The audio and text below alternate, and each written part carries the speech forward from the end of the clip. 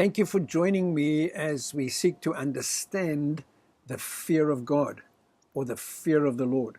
We've said to fear God, it's got nothing to do with being scared of God or fearful of God, but it has a lot to do with our attitude towards God.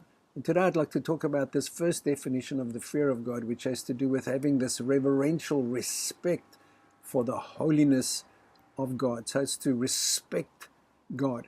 Now, there are two truths or two principles that we need to keep in tension with one another. One is our attitude towards God as the Almighty Sovereign God, but the other is our relationship of intimacy and fellowship with God as our Father. Some people have so much respect for God that they relegate God to somewhere outside of time, outside of space, sitting on his throne, way out there somewhere, far removed from us. So there's no relationship or fellowship with God, but there's respect for this awesome God.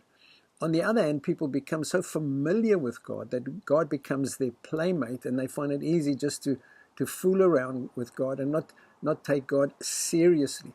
Now, in terms of our identity, we are children of the Father, and we have the right or the inheritance to have deep, intimate relationship with God as our Father.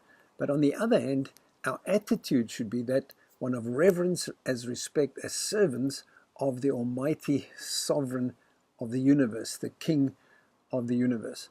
So having respect for God doesn't take away from our intimate relationship with God.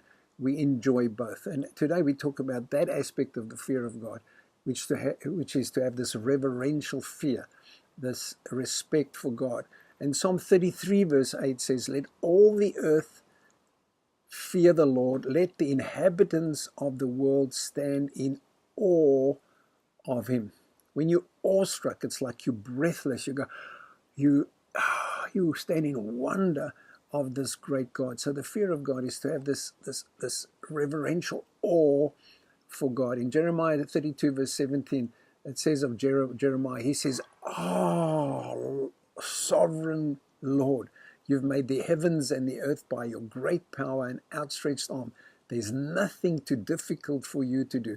Jeremiah's awestruck, he's breathless as he looks at the beauty of the universe, the beauty of creation, and the greatness of God.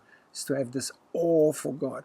Psalm 89 verse 7 says, "God is greatly to be feared in the assembly of the saints and to be held in reverence of all those that are about him." So the fear of God is to have this reverence, this aspect, this attitude of respect towards God. Psalm 96 verse 4 links the fear of God with praising God. It says, "God is great and greatly to be praised, to be feared above all gods." So this first definition of the fear of God has to do with the attitude of awe, of wonder, of reverence, of respect, of praise, of worship, even of blessing God.